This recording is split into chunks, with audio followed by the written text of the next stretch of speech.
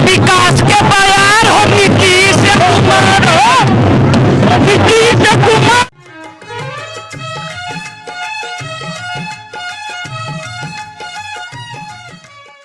नमस्कार, आप देख रहे हैं बिहार वाणी। मैं हूं आपके साथ रितेश शर्मा।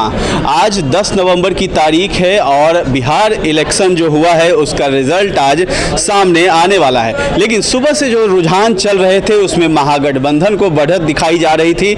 इस बीच दोपहर होते होते एनडीए के पाले में ज़्यादा सीट्स जाने लगी और एनडीए के जितने भी उम्मीदवार हैं वो आगे बढ़ते चले गए। तेजस्वी कहीं ना कहीं पीछे छूट गए हैं। जो तमाम एग्जिट पोल्स में दावे किए जा रहे थे, हर चैनल दावा कर रहा था कि महागठबंधन को सीटें मिलने वाली है, लेकिन यहाँ एकदम पासा जो है पूरा पलटता हुआ दिखाई दिया और जेडीयू ऑफिस में जो सन्नाटा था, बीजेपी ऑफिस में जो सन्नाटा था और आरजेडी कार्यकर्ता जो कल से ही हवन कर रहे हैं, पूजन कर रहे हैं और पटाखे छोड़ रहे हैं, मिठाइयाँ खिलाने की बातें की जा रही थी, सब कुछ बदलता हुआ दिखाई दे रहा है। रिजल्ट अभी आपके सामने है। हम यहाँ बात करेंगे, हमारे साथ रोहित हैं, ये हमारे सहयोगी हैं, इनसे हम जानेंगे। ये भी सुबह से ही नजर बनाए हुए थे कि किसकी बढ़त कैसे हो रही है और क्या रीजन रहा कि नीतीश कुमार, लोगों को लग रहा था कि नीतीश कुमार को हटा दिया जाना चाहिए। क्या रोहित, यही चल रहा था? क्योंकि 15 साल लालू रहे, 15 साल ये रहा। 15 साल का कार्यकाल बहुत लंबा होता है, लेकिन इसमें जो बदलाव हुआ है, जनता ने फिर से मौका दिया है और नीतीश कुमार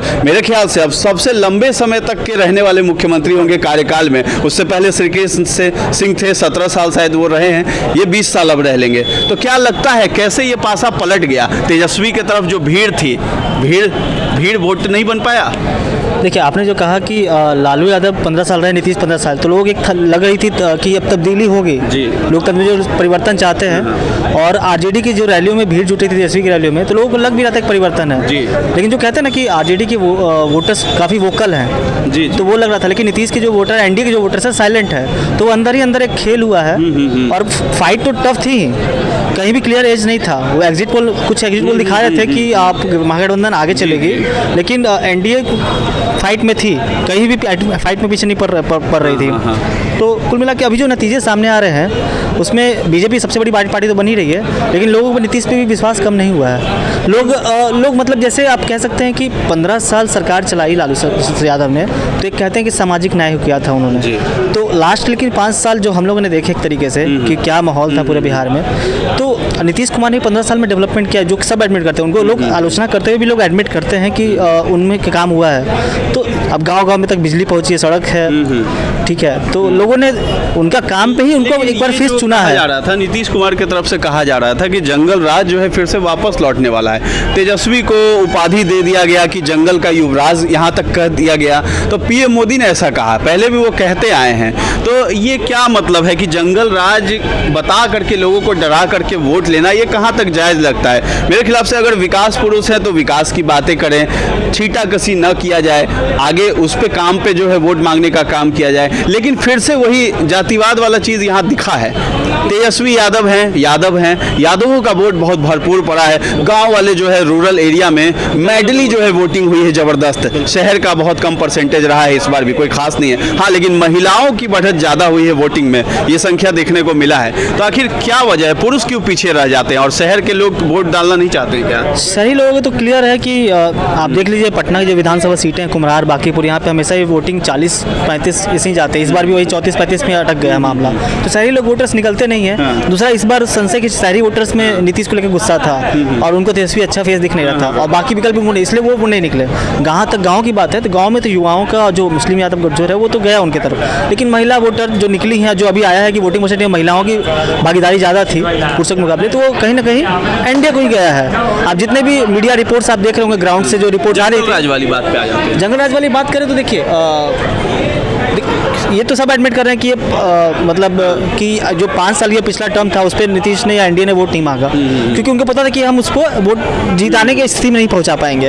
अगर आरजेडी कहीं ना कहीं अपने आप को कैश करा रही है तो उनको हम जंगल राज वाला ही दर्द दिखा के उनको पीछे कर सकते हैं।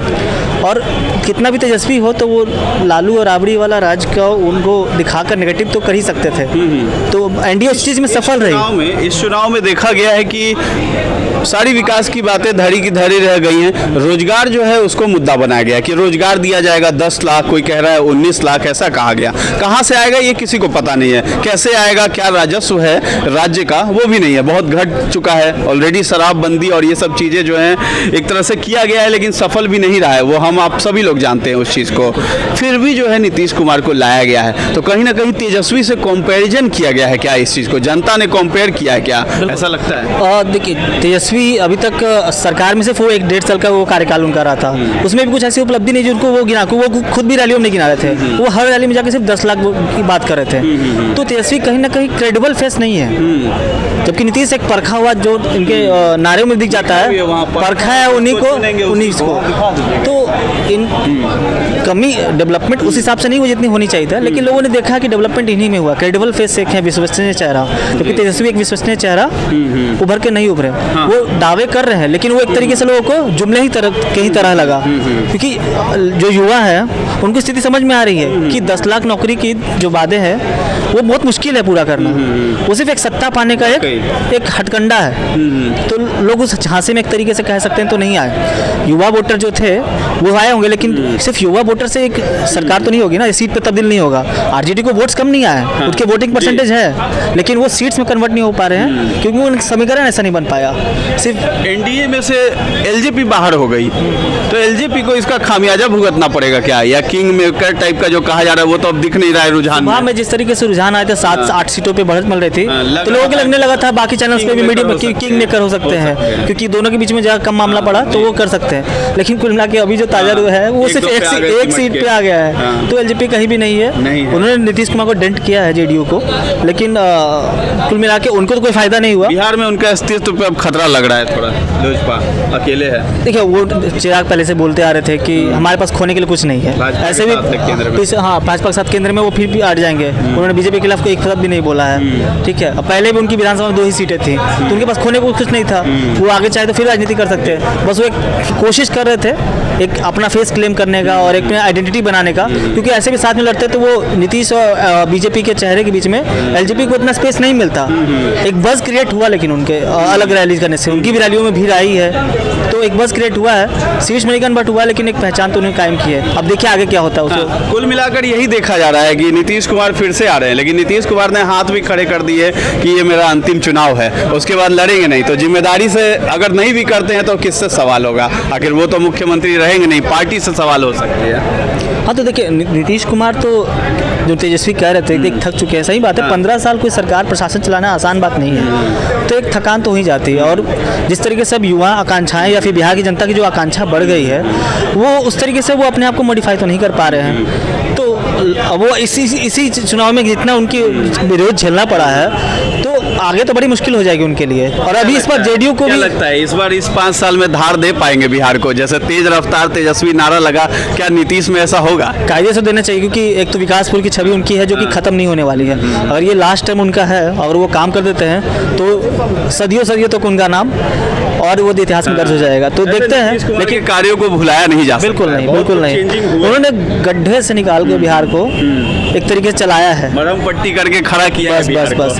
तो लोगों ने वो चीजें, लोगों के दिमाग में जहन है, लोग आलोचना कर रहे हैं उनकी, लेकिन उनकी सच्चाई भी पता है, ठीक है। आरजेडी ने वो चीज़ नहीं की थी, जेडीयू को पता है कि इसी अलायंस ने ही बिहार को वो किया है, विकास के रास्ते पर लाया है, तो लोगों ने उसी पे विश्वास जताया और इनको फिर से लेके आया कहीं ना कहीं। हालांकि फ्लाइट बहुत क्लोज है, अभी भी देखिए कह नहीं सकते क्या है, लेकिन निकल तो यही लोग रहे हैं। तेजस्वी तो सरकार बनाते हुए नहीं दिख रहे फिलहाल। चलिए, बहुत बहुत धन्यवाद आपका। शुक्रिया। तो नीतीश कुमार फिर से बिहार में आ गए हैं और वहाँ आपको साफ दिखाई दे रहा है, परखा है जिसको चुनेंगे उसी को। तो इसी ऑफिस में यहाँ आपको अभी दिखाई दे रहा होगा, भीड़ पूरा इकट्ठा है, कई ओबी वैन लगे हुए मीडिया के, लेकिन हम आरजेडी ऑफिस के बाहर भी जाएंगे, वहाँ भी आपको दिखाएंगे, वहाँ ये दृश्य आपको नहीं दिखाई दे रहा है। तो सुबह तक कुछ और था और अभी कुछ और है। कल एनडीए ने कहा था, शाहनवाज हुसैन ने कहा था, बीजेपी के नेता हैं, लीडर हैं, उन्होंने कहा था कि सुबह तक जो है आरजेडी जश्न मना ले, 7:30 बजे के बाद से जो रुझान आएंगे वो एनडीए के पाले में ही दिखाई देगा और एनडीए फिर